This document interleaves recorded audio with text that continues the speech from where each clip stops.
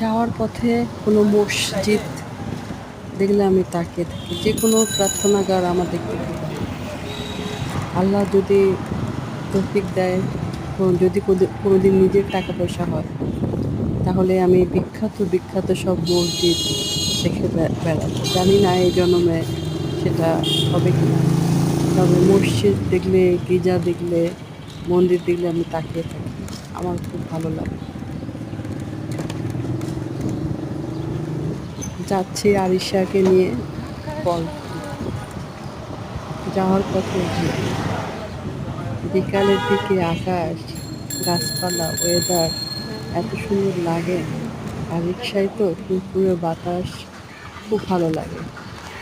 আর এখন তো ভিডিও করার শখ হয়ে গেছে, হ্যাবিট হয়ে গেছে। ভিডিও করতে খুব পছন্দ করি এখন।